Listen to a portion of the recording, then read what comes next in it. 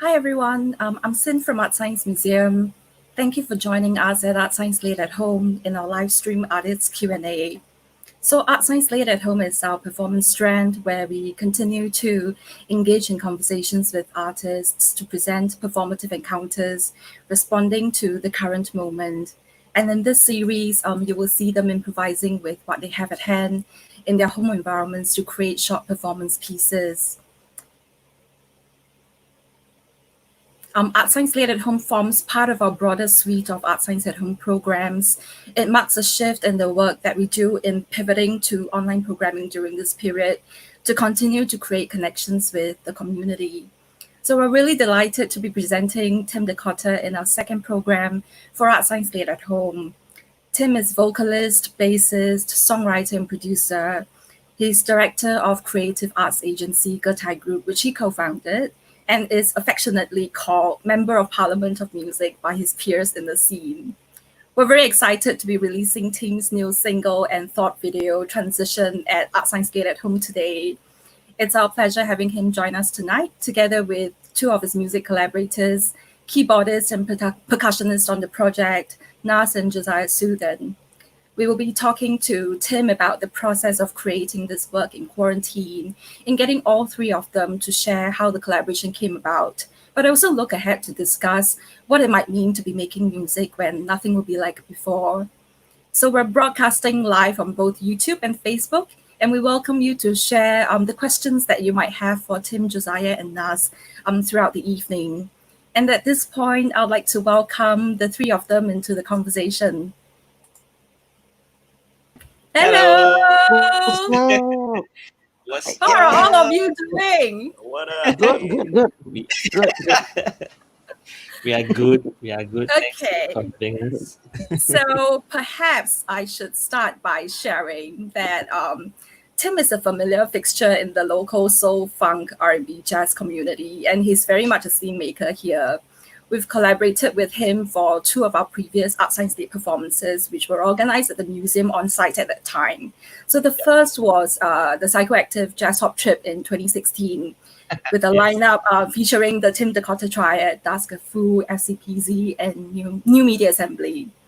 Then the following year, Tim, you also opened our Human Plus, the Future of Our Species exhibition with the Garden of the Eye of the Future, where Josiah, Ginny Blue, Redwan Hamza, and the Super System were also playing at the show.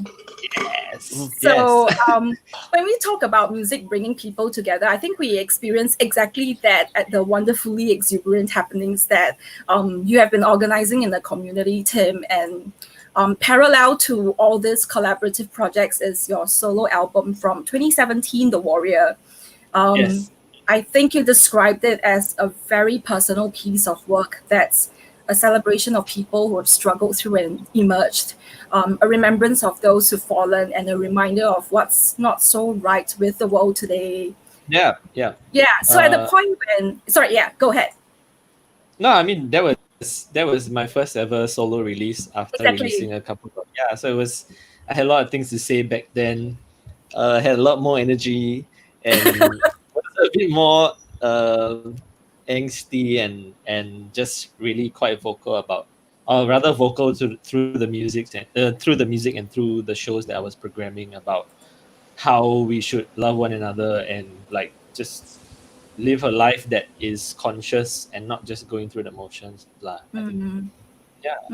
was back in 2017, and I think the first one I did with y'all was in 2016, right? Which was just a couple of months before the release of my album. So that was the whole. It was the whole vein of my thinking and my being at that time.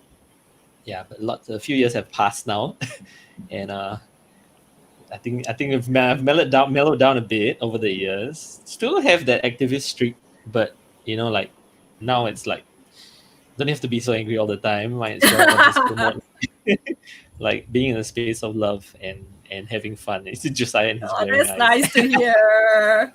I mean, at the point when we pivoted our programming at the start of the circuit breaker, and thought about how we could use video as a tool to present performative encounters online, we reached out to you to explore or an experience that we might be able to bring to audiences across the screen. And it was quite an open conversation. I remember when we shared about the premise for ArtScience Late at home. We talked about, being really authentic, being really vulnerable in this moment, about how you were feeling and responding, and possibly reflecting all of that in the work. Yeah. I think when sorry, do you have? Go ahead. Go ahead. When I remember meeting you the first time seeing at National Gallery, Singapore, right? Yeah, and that you were was organizing something there. Yeah, we were doing this gallery after hours gig, which was the first ever gig that utilized that staircase, because the National Gallery was asking us how do we make this place a bit more hip and cool. Where would you do something? So they gave us a free run of the place, and I was like, the best place to do something was that staircase. And then that's when I met you and a couple other people who we would want to collaborate on different things. And Serene introduced us. Yeah, Serene introduced us. And you were very quiet and very polite. And then we made a meeting a couple months later. I think that was just before the first ArtScience Late that I did with you guys. And I was really pleasantly surprised when I met you and Stacy, and we also had a chance to chat with Nina and everything. And you guys are so open. It's like it was the most open-ended brief that I got in my artistic career at that point, and I was really, really grateful. So you all allowed me to express myself and to do go crazy with the programming. I mean, it was called what? The psychoactive jazz hop trip. You can't even remember the title you came up with. Great. So I was like, what is the trippiest name I can infuse into this event, such that I can incorporate trippy visuals with straight ahead jazz music and hip hop and NCPZ beats and everything. And it was great. And the amount of people that came, do you remember we ran out of alcohol? Was that Yes. I mean, yes, exactly. And we were quite pleasantly surprised because we don't really know who they are. I mean, we knew some of them. You knew some of the people there, and I know some of the people there. But actually it was like everyone just coming and having a good time and just letting music connect all of us together. Yeah, that was a really, really fun night. And ever since then, I realized that, there's hope in programming in Singapore. There are certain things that you have to tick the boxes off when you're working with government agencies or branding or different brands, where they need to kind of get some visibility to the crowds that we can pull in. But you guys just y'all just trust. I still can't believe that this third time running, y'all still trust me so much, which is I'm very grateful for. It's really mutual. I would want to thank you for trusting us. Hey, but let's save that for the end, okay? Let's get the dialogue going first. So just to share with everyone, the discussion that we had with Tim sort of evolved along the way. And at one point, I think, Tim, you thought about framing it around the pandemic and the grief process. And then 3 weeks ago, we suddenly got an update from you, and you said that you have written and recorded a new single, and you made a film about it, and you wanted to premiere it at ArtScience Late at home today. So I guess the question is how did that happen? Y'all gave me the open-ended brief lah. So I think when we first talked, the last few years we're doing a lot of corporate programming, and then it just came out of a big program with Temasek called the Great Singapore Replay. So I was very used to operating in a very rigid, systematic way that we still wanted to keep the ethos of promoting young music in Singapore, but we also still had to do it within all the different guidelines. So I was very used to following the methodology of reaching the end. Then when the circuit breaker happened, all of us suddenly were just left to our own devices, right? Yeah, it's a bit paralyzing. Yeah, it was because you didn't know really. But for me, I found it to be a bit of a relief, because as a freelancer for I don't know how many years already, right? It's always it always cracks my brain in terms of being worried and anxious about how I'm gonna make the next check, or like how am I gonna sustain this small little company. Uh, what do I need to pitch to people? What do I need to sell my soul on to secure this year's income? Blah blah blah. But when circuit breaker happened, it was a nice welcome break lah. But at the same time, also it, like the amount of people who just fell like flies around the world, that was a bit depressing. Yeah. And I'm living. So my two sisters are moved out, and they have their children, and they have their different households, which are nearby still to us, and we are very close knit. But I'm alone with my folks, both of which are 70 and 71 year olds. I think maybe a bit older, but it was like they've always been like some of my biggest influences in how I thought and how I conduct myself as a human being. So like my relationship with them has always been really great. And at home with them over the last few years, like we are like flatmates lah, after each other, we cook for each other, especially over the circuit breaker. But I totally forgot that the pandemic was actually hitting their age group the hardest, and just being there for the two of them, whenever they needed, like, just trying to help out here and there, which I can improve on. But it also allowed me to understand where they were coming from and how they were feeling. And my mom brought up, we always sit on the couch and we talk, but she brought up this feeling of grief, because seeing all the fatalities that occurred because of this pandemic, it hits her differently, because if the majority of deaths are in your age group, it's quite worrying, right? Can you imagine if, like, in our age group, all our peers are very vulnerable to this pandemic and there's no cure and everything? So then that process of grief was what I was trying to understand lah. And then I think that's when our conversation started. And you and Stacy were like, okay, is there anything that you want to talk about? And at that time, we were toying with the phrase or the term "new normal" and everything. How nothing can really go back to normal, but we have to start a new perspective of living in a world where you have to go out the house with a mask, or like not even go out at all. So then when that happened, y'all let it. There are literally like nasty keys and his government issue mask. But when that happened, by the way, like Nas, can you tell us where you are right now?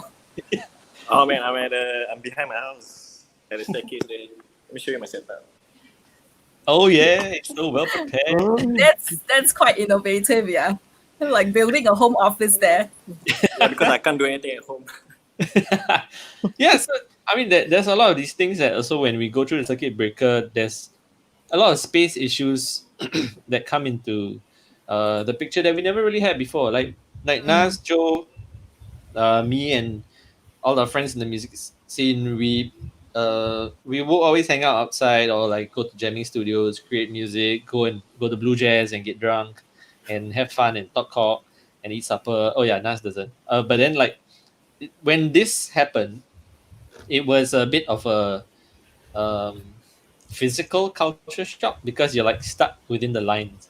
You're literally, everybody was quarantined, and no one really knew what that experience was like.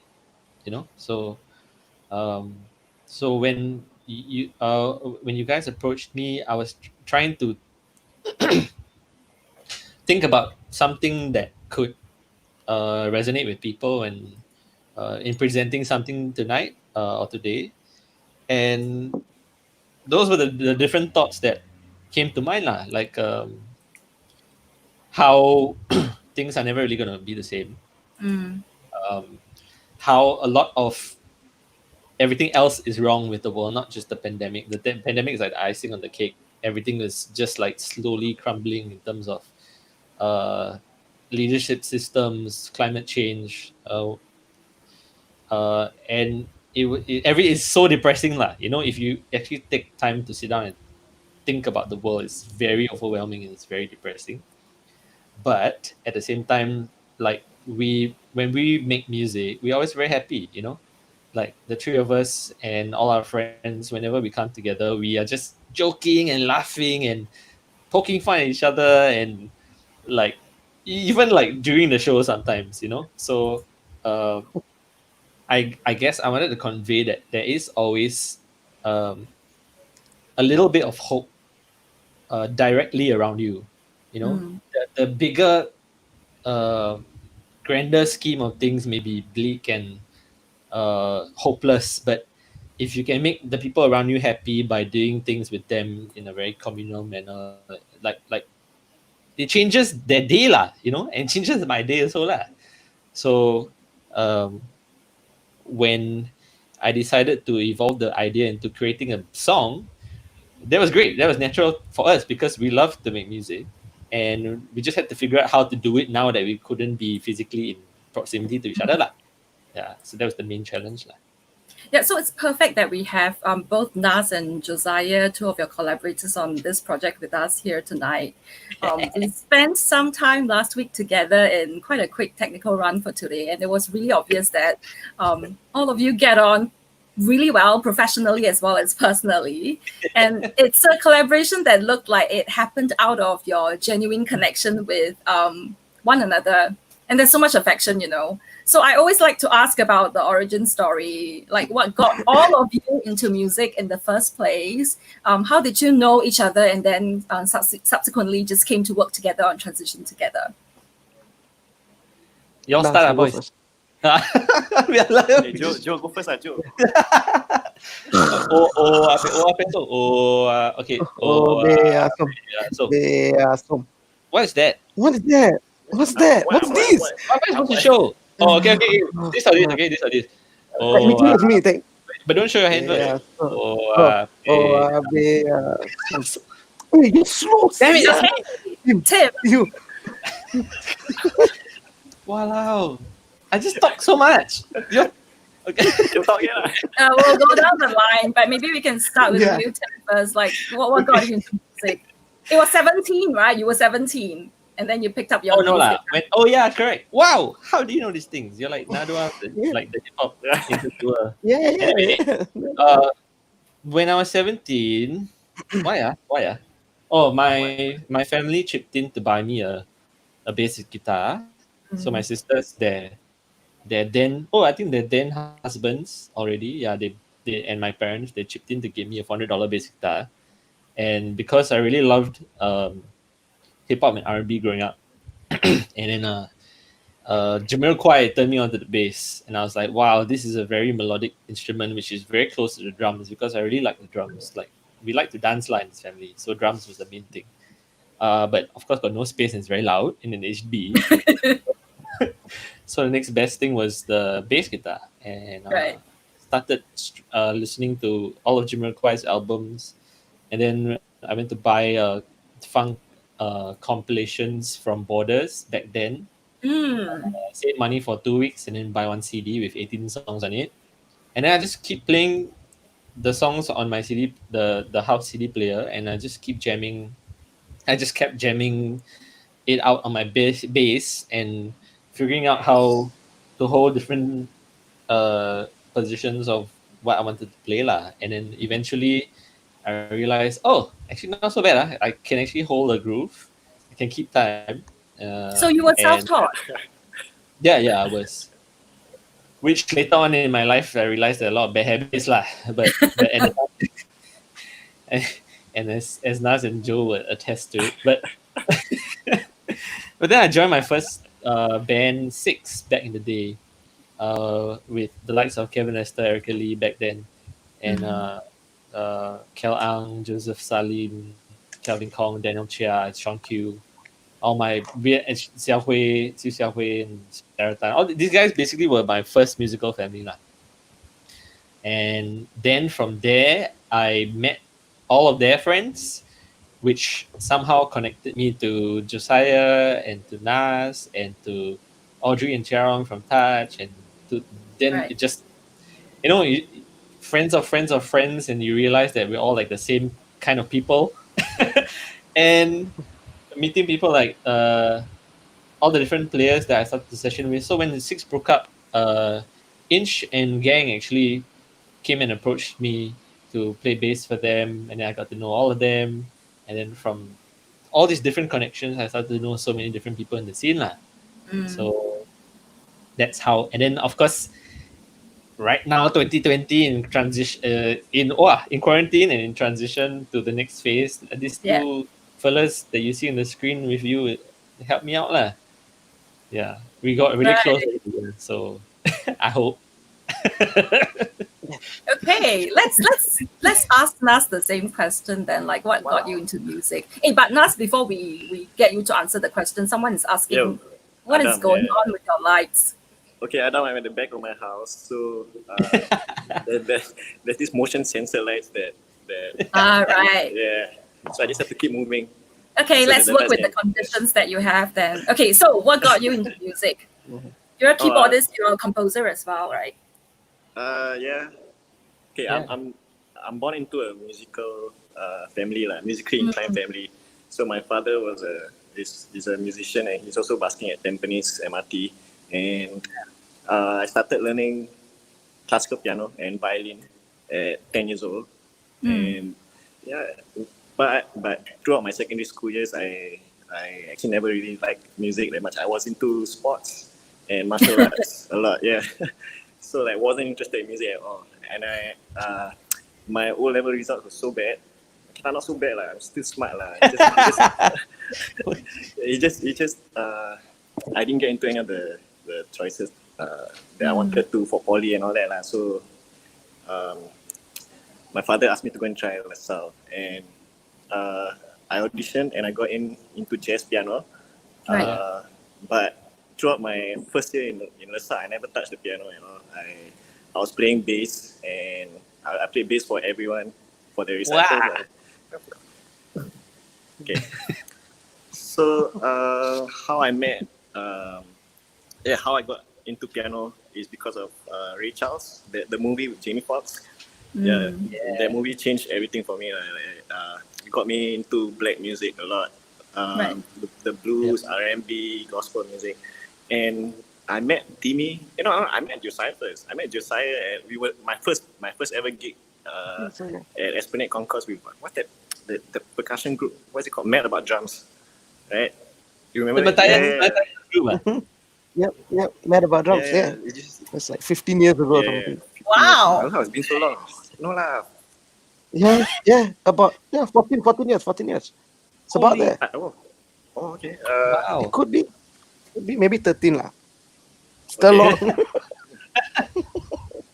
Yeah, and I met Timmy much later on. I think we met when we were doing the NEA song with Andy. Yeah, with Andy, right? Yeah, it's called Green as Love or something like that. Yeah. So that's how I met them and yeah, then the rest is history lah. Okay, so what about you, Josiah? Growing up, my mom was a religious woman, so music was of the devil. Or like secular music was of the devil, so it wasn't cool, but right before she passed, so that's when I managed to sneak in a bit of rebellion, and then I picked up drums at 14, something like that.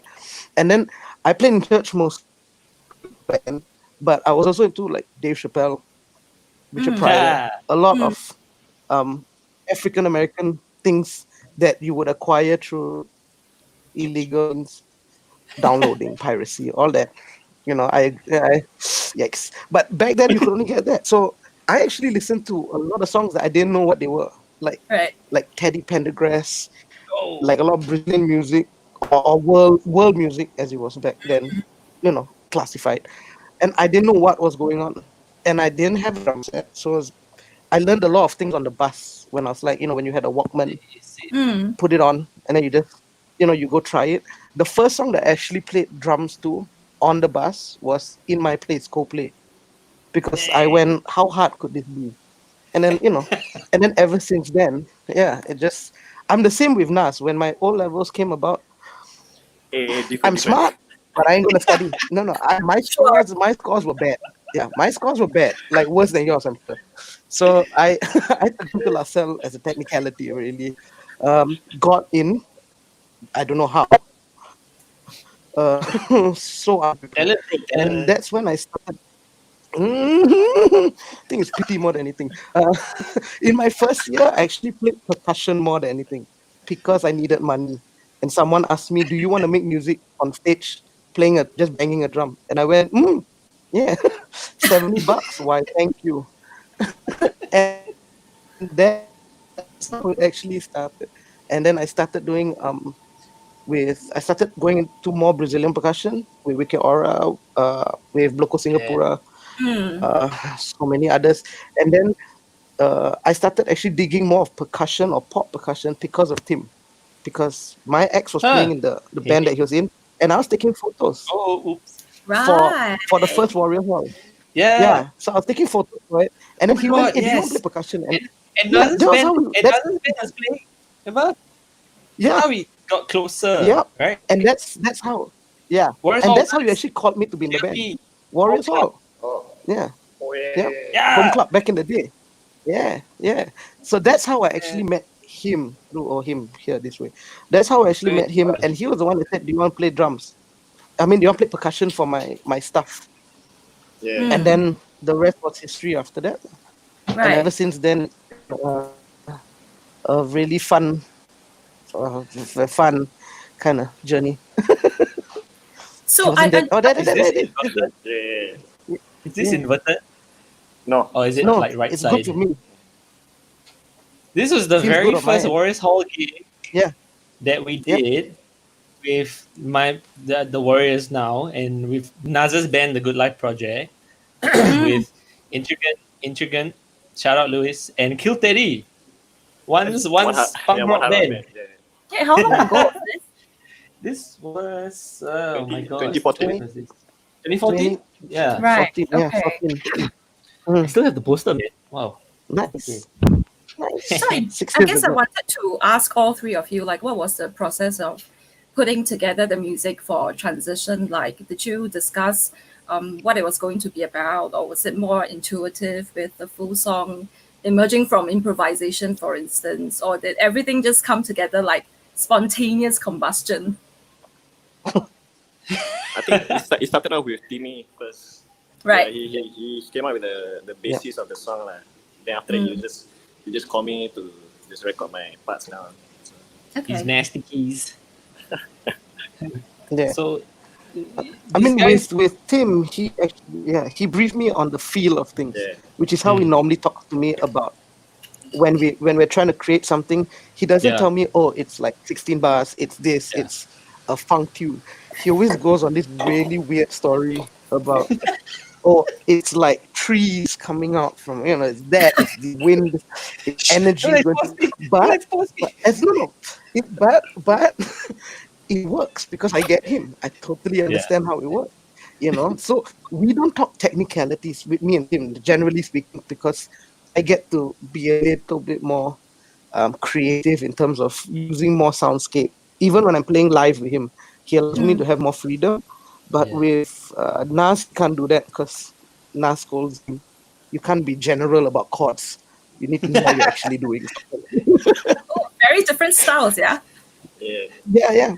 My brief plan is always like, "Hey, play some like mahal chords, or like do your blanket, . Yeah, mahal means expensive, so the voicings are bigger and more jazzy. So it's like the Wong Kar-wai on the collaborator spectrum then. I guess it's very open-ended, like with these guys, because we started off knowing I was fans of their playing, and like, so I knew what they could do, and like, when I write music, like I will always ask them to be on it because I know what they will give me lah. So that's why I always go into this, like I create the picture more than the technical aspect of it, because I already know that they know what I like, they know what I'm hearing, because we understand each other as friends and stuff. So like it's easy lah. Nas, like I guess Nas, I always give you a very vague brief. I'll be like, you just play Rhodes the whole song. Then after that, you try again. Then you play piano Then just give me everything, and I'll do something. I do you get frustrated? No, yeah, because I'm very particular about music in general. I really know how. When I'm telling you these things, I know how you're gonna react. But I just like, never mind. You're stuck with me. Hey, explain how you. Like that's how did you reconcile them? Because your personal style is so different from from working with Tim on music, for instance. So, how do I explain this? When I approach music, I hear the colors of the song, and how do I say that? I don't approach it in a very technical term or in a very straightforward way. I kind of envision the song organically, like what he means by transition may be a totally different thing to me. It's not really the same, but how do I say this? Like what he feels is completely different to me, but when we mash the music together, it's kind of like the same thing. How do I explain it? It's just like it's you being you lah. Yeah, it's just me being me. Like, for example, if I tell you, what do you see or hear when I say the color red? And red to a lot of people may be like passion or anger or a lot of those things. But to me, red can be something very, very sad or it changes with every different chord movement or whatever. What do you call that? Can I just jump in here and say that Nas is one of the first few people that I've met who has synesthesia. Oh yeah, it's called synesthesia. Yeah, and okay, continue Nas, sorry. Oh yeah, so I get very frustrated very easily when okay, for example, even if I play a top 40s setting, right, and let's say there's a solo in the song, right, and I cannot play in a way where it's very restrictive, where you give me 16 bars to solo on, like the mood changes every time you play a certain song a certain way. Like if someone plays the wrong note, just one wrong note somewhere, it will change my mood and my approach to the whole song. And with writing music, it's the same thing. Right. I cannot just you tell me something and I cannot just come up with something on the spot. I have to sit on it. I have to go and get inspiration. Anything that drives me to understand what the song is about from the artist's point of view. In this case, Tim's point of view of what transition means. So I'm trying to get into his head, but at the same time, I have my own input, and it's totally different. But what comes out in the end, it's just going to be complementing the music as a whole. Right. On the topic of writing music, Tim, I wanted to ask you, did the music, when you approach the music for transition, did you approach it without any lyrical ideas, or did the lyrics actually come first? So every song is different. There's always a different starting point. But for transition, it was also because in part of Circuit Breaker, we actually, me, Nas, Josiah, and the rest of the Full Warriors band, shout out to Redon Hamza, Anson Cole, Vignesh Mohanderson, and Sam Chia. Oh, Sam actually played flute on this one. Yeah. We actually did a live filming of 5 of my songs last October, which is coming out soon. So there's more content coming. But so I was mixing that music, and at the end of Art Pure, which is one of my favorite songs to perform, there was a part that Anson and I were just fooling around, and then that was the part which was really fun. Oh, yeah. I sampled and put into this song, of course with his permission, and it became a loop that I made in a very like hip hop manner, because that's my first instinct. And I added some like synth work on it because I can't play chords.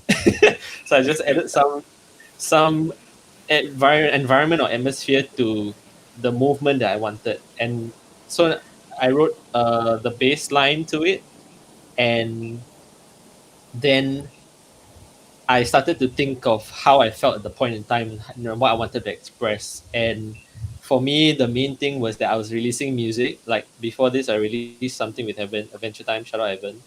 And it was a bit scary for me because like I haven't released music in so long. But I always loved making music with everyone, all my friends. And it's a very joyful thing. But these days you have to be so like conscious about how you present it, how you look, and what you're doing around the music. And I was just getting so overwhelmed. And the first line that came to my mind was, "I'm too old for this." I just want to release music. Like all of this bull crap is like too much for me. I'm too old for this. And so that's when I started, and that was the first line that, "I'm too old for this." And then I continued to write from that, Okay. And then it was also, so I kind of I zoom into a small feeling, and then I try and make it a bit larger and a bit more macro, and try and relate that to how I feel about the world. And the world at that point made me feel very exhausted, very tiring, because it's so many bad things just toppling like dominoes. And like then the other lyrics came, like I was comparing to how I was very angsty and very passionate about different issues in my first album. And like I was like, I can't ball up my fist, like this is a sign of like this is what I stand for, right? But like now I'm like, I don't know, man, I'm so lethargic, I'm so jaded that I started to write that and so that's how the lyrics came out. But then of course, in my music in general, I always like to give people hope. So the second verse was a attack on my own first verse lah. But Talking to actually, yourself. I very jaded, but no lah, Tim, you still can do this lah. Like, don't don't kid anyone. You got it. You wanna can swear, do it. So yeah. Just know that was almost deserving of a swear. But like, yeah, like I just was like, just suck it up, keep going. The people around you are amazing, like these two fellas here. And I've got good family, good friends. The people in my life are really inspirational. So focus on that first, and then maybe step by step, we can all push it and make some visible change lah. Yeah. Yeah, I mean, transition is very reflective about the chapter that we are in now. Yeah. And being in circuit breaker at the time when the song was written and made, how did it impact or change the music making and the collaborative process for all of you? Joe, yeah, Joe.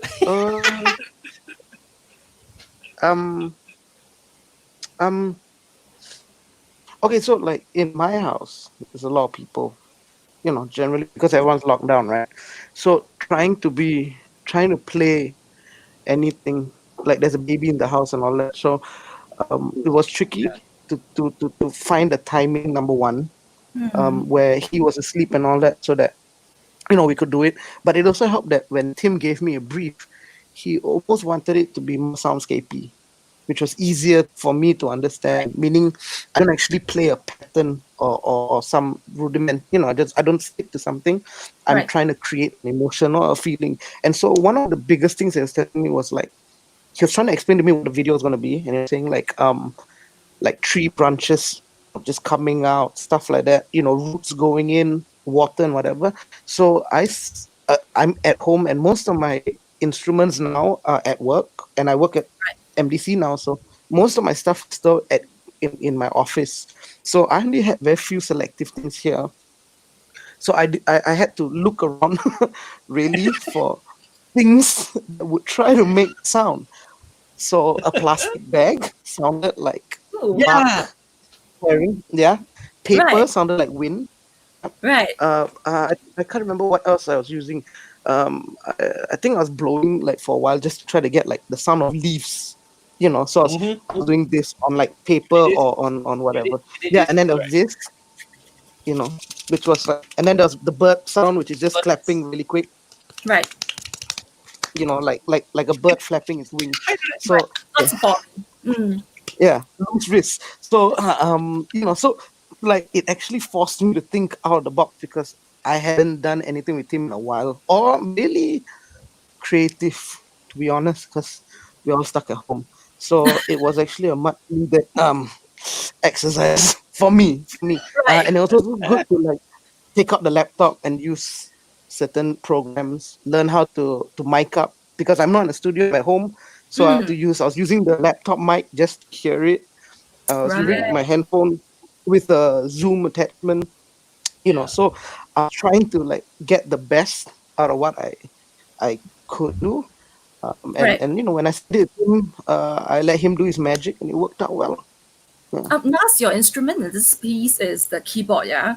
So Yeah, how the did you keys. find, how was the process for you? Like, did you find it restrictive because of circuit breaker and how little access you might have to things around you? Or are you actually quite well equipped at home already? I mean, I have my own small setup, like just my keys and my controllers and all that stuff. But I don't think it's much. I don't think it's anything about the equipment. It's more of like money. So I mean, being stuck at home is already Yeah. very hard enough. Like getting jaded, trying to get inspired. It's very hard to get inspired at home. Especially, I don't know. I just like to lock myself up. But it's just like Josiah, I also have people at home and noisy people and people with like different timings. Like like they're morning Mhm. people, and Yeah. then like I can only work at night. That kind of Right. thing, and they're asleep and I can't make any noise. Mm. I hate to use my earphones for that thing. Yeah, and also about work lah. Like there's not been enough money going around. There's no gigs lah. So Yeah. I've been doing grab food and all that stuff just to get Supplement. by. Yeah, but at the same time, it's just tiring. And by the time I get home to try and do the music, whether it's for Timmy or for anyone of the sessions that I'm doing, it's just I just don't want to do anything. I get so Yeah. jaded. I get angry with with the whole situation we're in right now. But you just gotta live, lah. Yeah. Are you still in that place now, or What the how are you jadedness? doing? Well, maybe the place that you feel like you're sort of really in limbo and just figuring out where things are, and there's a lot of anxiety. Yeah. That definitely in that state. Like some days I'm supposed to finish up Tim's song. The other song I didn't even get started on it. I It's all just good. I'm just banging my head on the wall every day. Not literally lah, but you know what I mean. Just Mm. going Yeah. crazy lah. Just Yeah. going crazy. I listen to music and I just get angry. Mm. I just don't know what to do now. Yeah. I mean, I guess that's what is the paralyzing part of being an artist, especially in Singapore. It's a bit we have to be extra formidable. Yeah. Yeah. It really takes a lot out of all of us to persevere or to push through something when you're not that valued lah in this society. But there's actually a lot of value behind the scenes. Mm. There is a lot of need for us, but there's the public perception. I mean, of course, in recent times, on the Straits Times, it was a bit of an uproar. But like, it's nothing new lah. It is nothing new to us. We talked about this and the whole non-essential, essential thing. Like Mm. it was like this already. Like for the last since we started, right? And we've always been really creative about how to make ends meet. And I mean, like we've become very close as friends, and uh, of course our personalities made that happen. But it's also the predicament that kind of allow us to relate to each other. So when Nas was telling me he was doing Grab food and everything, I was like, yeah, I mean, good. At least you're trying to do something to supplement. But at the same time, yeah, like I don't know what it feels like, Yeah. and I don't know whether I could do it. And he's been doing it, for a while now, and I can only imagine how tiring it must be at the end of the day. And the whole timing thing also in a lockdown house, like if you have a lot of different family members, and let's say if your relationship with the family members is not ideal, there's always going to be conflict. Hey man, and now you can't get out and hang out with us. It's like you're stuck. Yeah. You know, and there are little points or little holes that we poke to let some light in. And times like transition and how we made the song was actually more. I mean, for me, it was a happy thing because we got it done so fast, and you guys just like put your soul on it. But then you go back to everyday struggle, and we need hope and that's not easy So I There's don't know. someone asking a question, and we've got Shafiq asking all of you, is it still tough being an artist in Singapore now compared to maybe 6 years ago? I mean, it's Last always one, been take the it. same. It's always been difficult. I think not just 6 years ago, maybe even 10 years ago. You know, when we all starting out. Maybe even Uh, 20, man. yeah. Yeah. I mean, in the recent years, there have been young artists, pop artists who are pushing the boundaries of the scene, the music scene, getting our music out there to the world and all that. And everyone's also been doing the same thing, all of us, underground indie artists. We're all still trying to push our music out. I mean, right now the situation with the pandemic, I don't think. I mean, yeah, we don't get to perform live, and I think that's the fundamental part about promoting your own music. Besides just releasing on Spotify, you try to follow up with a live performance. You know, I mean, not necessary, but it just builds your, it just promotes your music more, you know. Yeah. Monetarily, money wise, financial wise, it's still the same, and I think right now with the whole economy situation, I don't know. I think the rates are gonna drop a lot also. We're gonna restart, I guess, back to 20 years ago. Yeah. Yeah. Yeah. Joe, you go ahead. I mean, again, like just to preface everything, I'm full-time hired under okay, before I mean it's always gonna be tough, but I feel like there are always avenues that change. There are always avenues for more, for more opportunity. Like teaching has always been one. How you monetize that, how you sell yourself, where you teach, it's always going to be important. Where you play, it's going to be important. For me, I'm hired full time with music drama company, so I get salary with CPF, full time benefits. I basically am a full time musician, really. And again, I'm very lucky, and to be able to have this. There's no way I'm going to talk about struggle, because I real talk, I'm not struggling compared to my friends, straight up. Yeah, But man. in that Sensitive vein, guy. yeah, yeah. So I'm not gonna, but I lived that life for 14 years. I know what it feels like to have $19 on your bank account and go, Yeah. shit, I need $1. I got, I've been there. I still am there sometimes.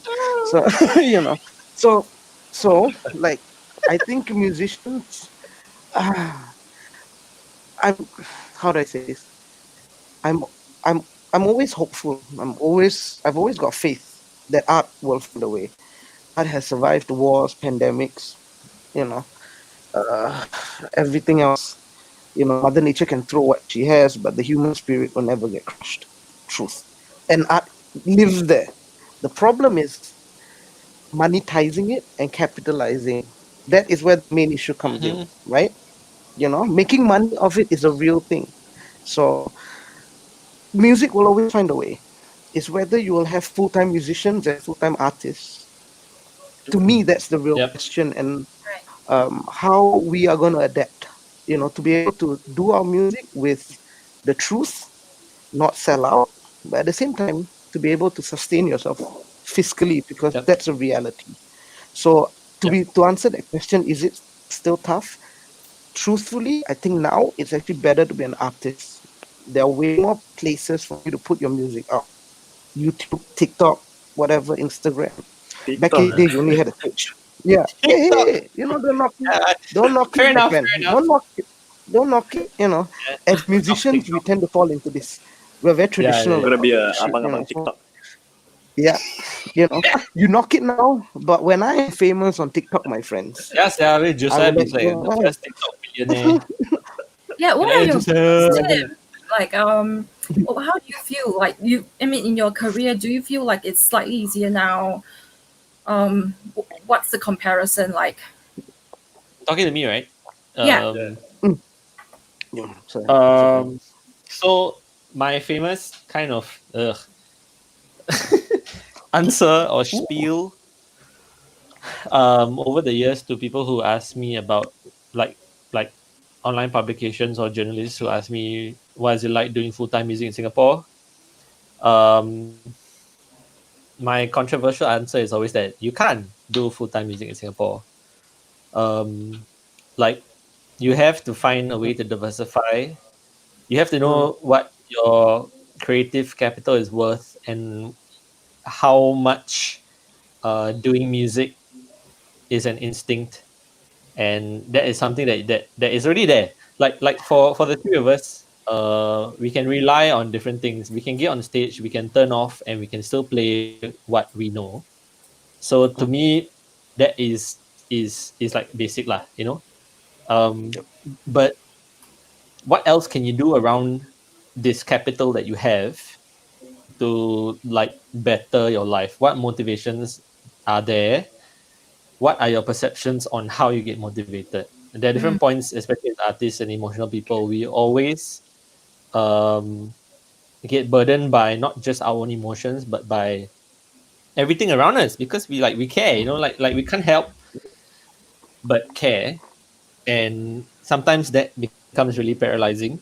Um, but there was a point in 2015 where, for me personally, I was like, you know what, I'm not going to do these gigs where I'm playing music that I don't really like or I don't really care about for people who don't really give, about it.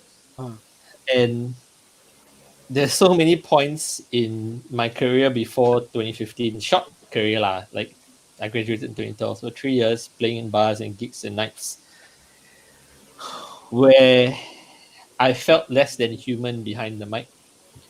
There will be drunk people who come to me in the middle of a song and they take my mic and they start singing, and I get so like, first of all, shocked, and then I feel angry, and then I feel like, oh no, if I show my emotions now I'll get fired.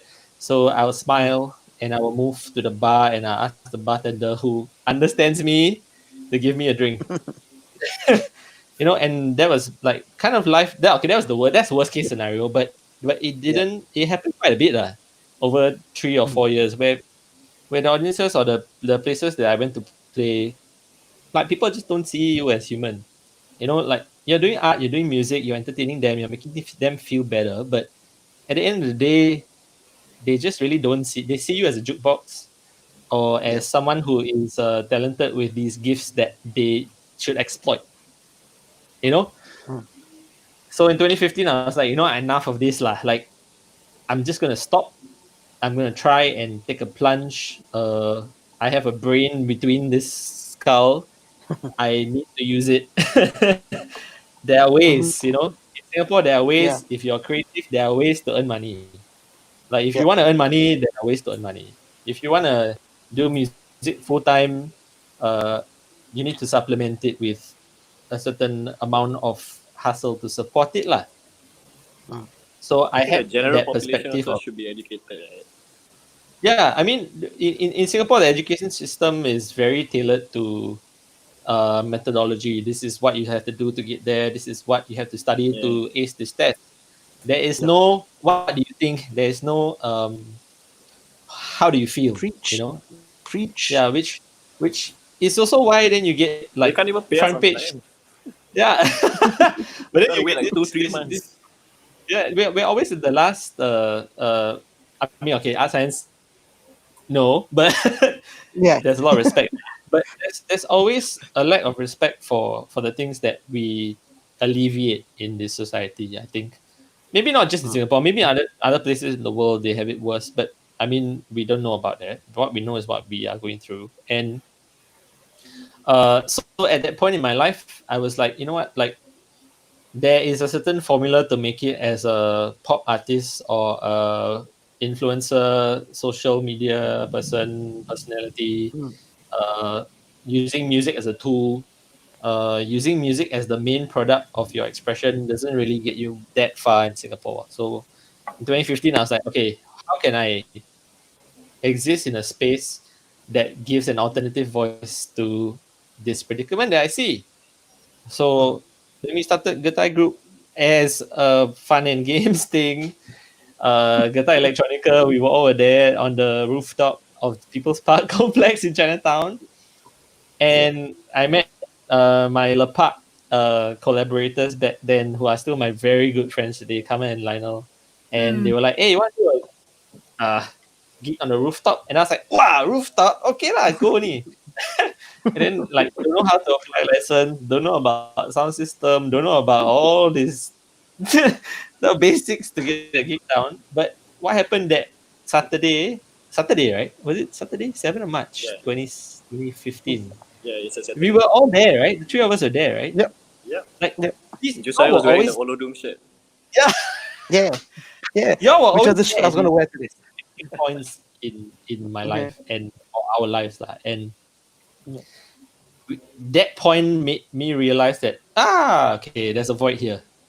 There's a space to be filled. And then I use my brain to try and contextualize it for a Singaporean audience. The Singaporean audiences need direction. They need someone to lead them to understand what they're going to experience. And we slowly unraveled different formulas that kind of work, which is still changing today. And there have been ups that we went on, but then there have been downs and ups again, and then downs like now, where as an artist, on my artistic side, I have to balance what I guess Josiah and Nas also feel that we have to take care of that gift. You know, it's a fire that I think it will never go out, but it can be very dim. You know, and it can be very susceptible to being put out by a wonder or an array of unexpected things. You know, and that's why like for me personally, when I reach a certain point in what I'm trying to do, then I always try and make it back to these guys. Like these guys are like my family lah. I try to make them. I force Nas to play shit on my track because like I want his stuff on it. You know, no cursing. Sorry. I forced Josiah to think about a forest, and I'm like, what do you have in your house? Make me a forest. I got plastic bag, bro. Okay. Leave. Get it? Yeah. And I think in the Warrior Band, like all of us, like Ridwan, shout out to Ridwan, we had lots of conversations about this, and they always work from a perspective as me as an artist. How do they serve my music? But after a few years of playing my music with other people, I realize, and these other people are not just other people, they are like fucking, I'm sorry, bro, are human beings. I swear, I've sworn. But like, they all have, I knew it was going to be me somehow, but they all have something to say. They all have a certain outlook on their life, and I cannot impose what I want or what I feel on them. Like, they have to play for me whatever they feel.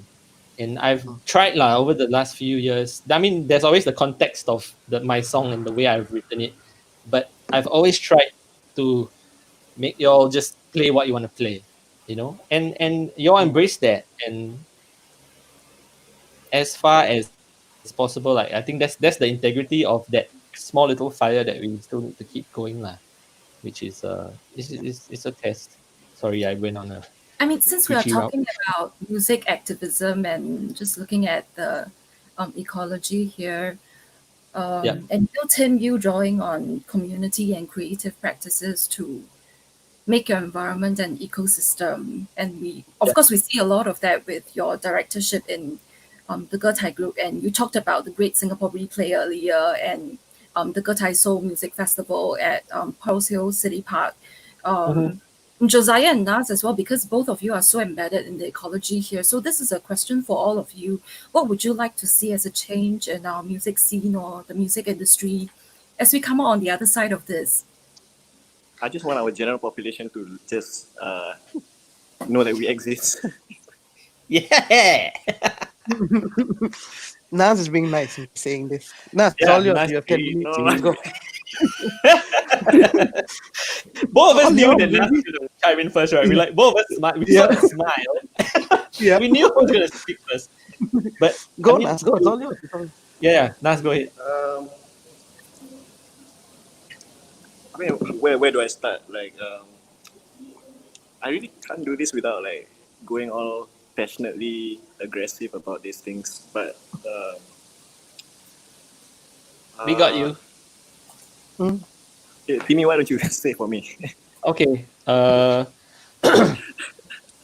There's a certain integrity that there is around creating any artwork, and music is no different. And when we are very passionate about every little detail that we want to put into our music and how much time and effort we put into creating each detail, we want it to be experienced the same way that we envision or the same way that we create it. And it's very hurtful when something you take so personally gets brushed aside by people who it's not like really their fault. It's just they're not ignorant into they are ignorant about the channels of like how to experience what I'm trying to say. Like, for example, if I want to talk to you about trigonometry, like, as a good measure of a conversation, I should do my research first. I should understand the basic fundamentals of the subject matter, and then I can actually talk to you, and we can actually get to a point of conversation that can enlighten us both. So music is the same. It's like we have a certain appreciation for it. There's certain points of beauty that we felt all across our lives that progresses to different levels of appreciation for it. Oh my God. That when we present the work to a mass audience, which probably didn't really get the access to that understanding, it can be very demoralizing, lah. Right. You know, and then you realize, like, wow, why am I doing all of this for? Like there's so much effort I put into this, and at the same, like, maybe only 5 other people or really actually understand it and it resonates with them. Like, how come? But okay, so that can be a one-off thing with any kind of art that you push out. But if that keeps happening over years and years of you expressing yourself as an artist, then it just becomes like, oh, wait a minute, like this is my level of operation. How come no one is taking the effort to understand me? You know? Yeah. So I think that's we all feel that, and like, Nas is one of my barometers of how I should feel about certain things, because when I put my different caps on, sometimes I don't even think about the artistic sides of things. Like, I'll be like, in big campaigns, I'm like, okay, I have to get this done. There's a certain KPI to meet.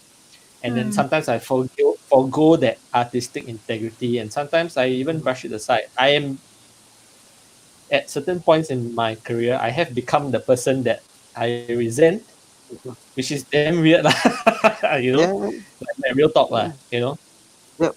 But then when I come back to the base, like, level of, like, existence, like, with these guys around me, it's like I always come back to them when I need to release something or I need to do something. These guys are probably like the few people that hear it, and then I remember, oh, okay, yeah, I forgot that this is how I feel, you know. So that is a struggle that us as artists in Singapore kind of deal with on a daily basis,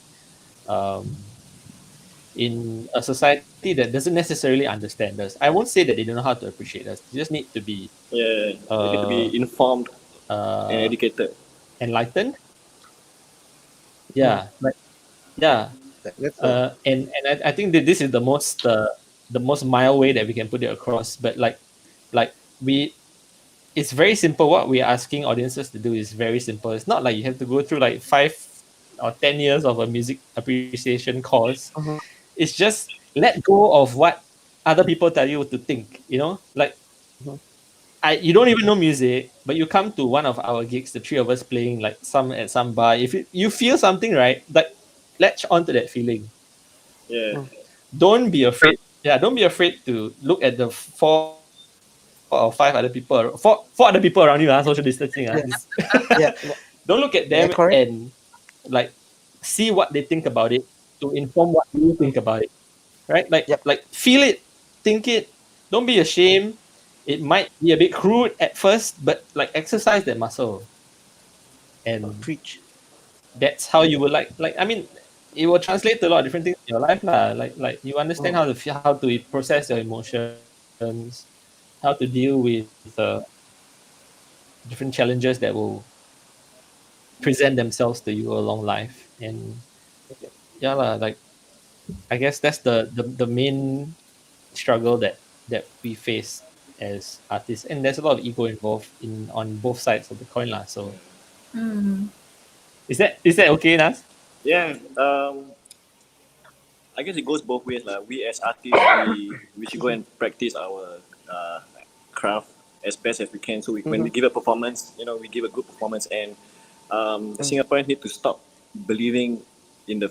I don't know where this thinking came from, where they say our musicians here are not good, or our musicians here are not of a certain standard. Like in America, for example. Yeah.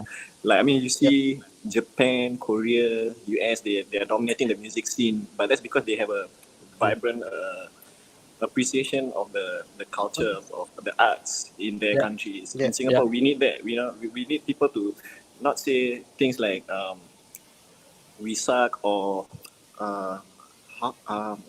where do we go and find all these people? I mean, we've been playing everywhere. They just need to go out more and find us.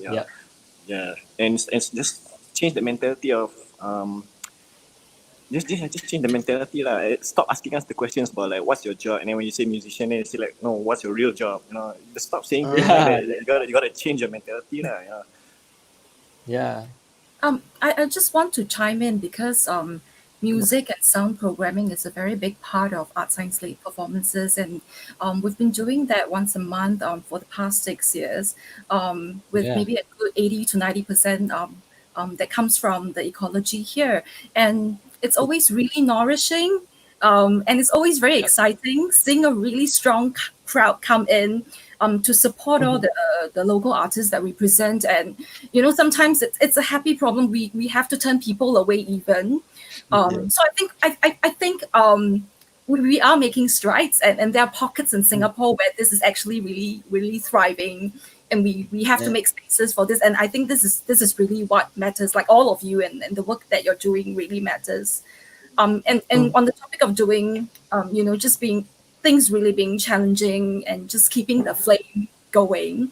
We have questions from Adam as well as Claudia, and Adam is asking you, so how do you cope with everything that's going on? How do you keep afloat? And Claudia is asking, where do you look for inspiration in these times to lift yourselves up? Adam, I think Nas copes from reservists with you.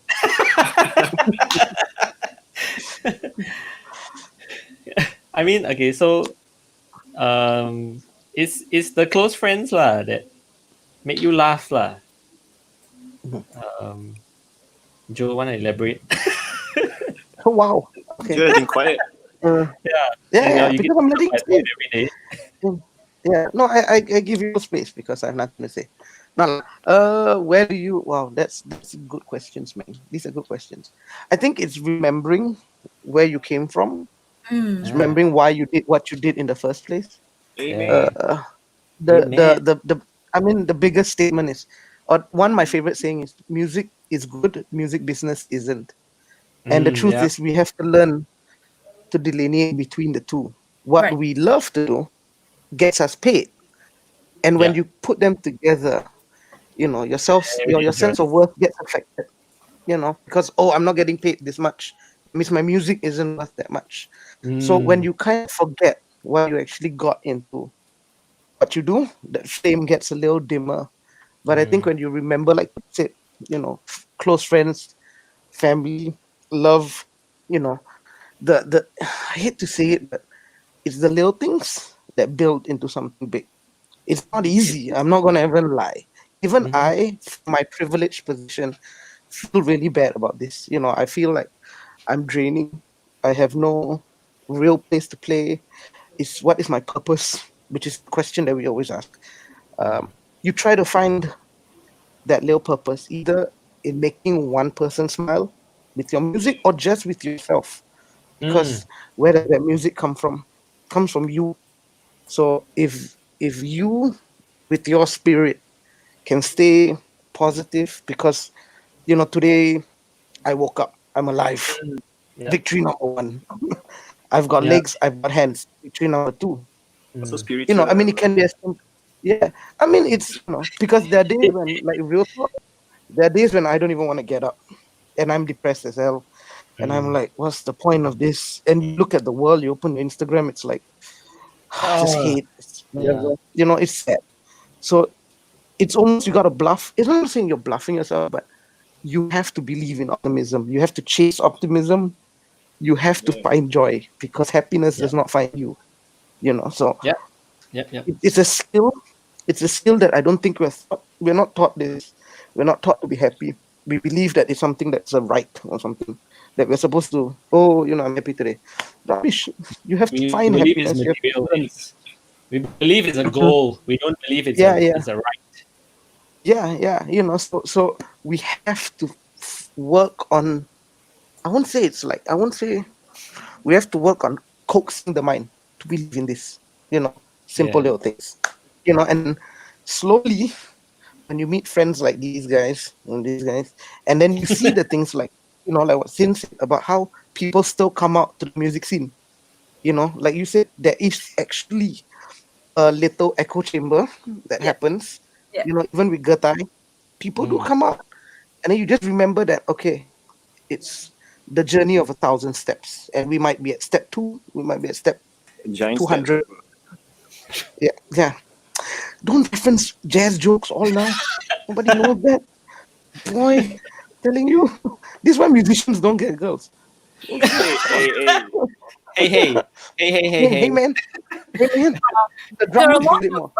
I think there are a lot of people who love the work that you do, who are listening in lots of Yeah, shouts. shout out to Michaela. Evan Michaela Low, said, Yes, Inch Chua shout sends out their to love. Inch and shout out. Evan, Claudia, my Yeah, sister. Like she, right. so Hi. one of the questions that she put was, where do you look for inspiration these times? Is to Yes, y'all lah. Yeah. being question that. Y'all come over Sunday and then play PS with It the works. kids. Yeah, this is the small We things, like said, just I said. yeah, It's the small yeah. things And we've that got really, It's the smile in my nephew, straight up. yeah, yeah, yeah. Michaela who That's is all it takes saying sometimes. lots of Yeah. love and respect for you guys, and Hey, she hey, Hi, misses all of Michaela. you. hey. Mervyn We miss Wong you also too. says it's a really wholesome night hearing these chats, and it's really inspiring in this time. Hey, thanks, bro. Thanks, man. Yeah, Thanks. I guess as a closing question, what's next for you, like musically or otherwise? And what are you looking forward to? Let's go. Finish with him. Nas, you Give first. me a minute to think about it. Y'all talk. Choo. I keep putting the wrong way. Oh, who first? Tai Chi. Oh, Okay, I better. no, you should end. Oh, You should end. You should end, Tim. Tim, you end. oh, Shh. okay, Closing fine. question, you end. Now start first because Nas needs to think. Musically, Or otherwise? I wanna, yeah. Or otherwise, I think invention, or like Tim, like this whole thing, transition, Right. learning how to adapt to what we need to do now. Like you guys going online, musicians have to learn how to do things online as well while maintaining the integrity of the art. Yeah. Unfortunately for me personally, because I've been somewhat sheltered from the storm, my guilt is that I never needed to adapt to be financially stable. So now it's a good time for me to actually go, okay, let me see what I actually need to improve on. Yep. I'm glad and I'm grateful to be in a place where MBC has protected us from the general problems of cash. They've not cut our pay. They've kept us in, no leave days taken. So I think for me, I owe it to the music, to the art scene itself, to actually become a better musician, to also try to understand more of the system, Yep. see what ways I can actually, what's the word here? Contribute, in terms of either gigs or doing what Tim does, curating, maybe digging deeper into this thing and maybe proving myself, and also to maybe it's also better to look holistically at social activism, maybe helping people who I need, giving back to society in whatever way we can. I think it's a good time to remember that we are one and everyone needs help, and those that have more should be able to give. Yep. I mean, I think that's important. We tend to forget, and yeah, that's all it's my plans. Yeah, I agree with Josiah. We just have to adapt. Like that's what I'm trying to do right now. So like I'm just trying to figure out a way where I can still try to earn money. Maybe right now music, not so much. I'm just doing whatever I can. With regards to music, I've been writing some of my own stuff. Yes. I'm not. Yes. I don't know if I want to release them. I actually plan to release it in June. I help you. Huh? Push a bit. Help you. Okay, no, sorry. Yeah, but I just really want to just perform live. Like I don't care if they put us in a bubble or like in plastic boxes or whatever it is. I just want to play. I just cannot wait for the day I get to play. It's great to hear that you're creating Amen. and that you're ready to perform live. What about you, Tim? So I mean, the quarantine has allowed me to go back to all the stuff that has been in a backlog lah. So like, in response to all of the work that I've been doing the last few years, I actually come home and I write music as an outlet to cope. And then now I have all these songs that I need to release lah. So the next one is coming out in July, on the 24th of July. It's already staged. So the first single, which both Nas and Josiah play on, it's called What song? Lying Eyes. The one where we play. Yeah, you play. So like that song. Go and listen to it, everyone. Okay, it's a great song. I have two yeah, solos haven't in come there. out yet. Yeah. So the next one, when it comes haven't out, come out listen to yet. it. So Josiah plays drums and percussion.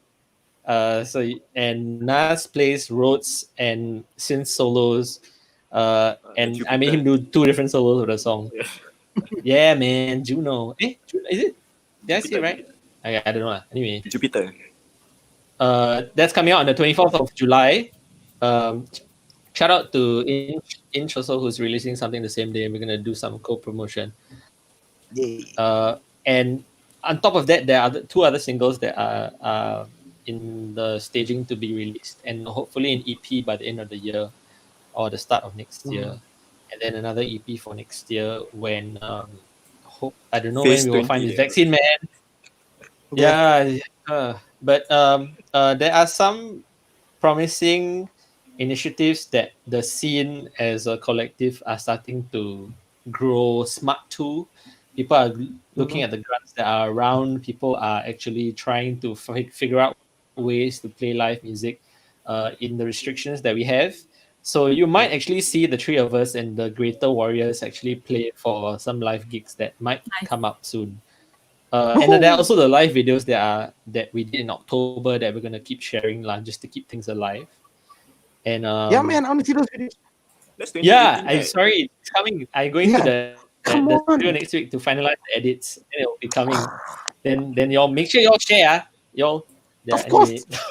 So I think right now, the blessing of the lockdown is that we are priming the channels of release to new work, and with that, what normally comes from my experience is that a lot more people will engage us to do things that we started to do, and then by association, we will give each other gigs and we will push each other along, which is what we've been doing all the way, and the personal responsibility is there for us to just keep sane lah, which is challenging, but we will lah. So because we got each other.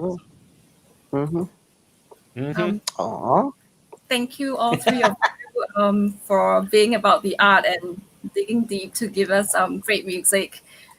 Thanks. Again, this is why it. Thank you so much for having us. Yeah. Especially Tim, for the love and light as always. I could have I love all of you more, all. but So really, yeah, you will get there. we need no censor. Nas, I'll be your PR agent for your release.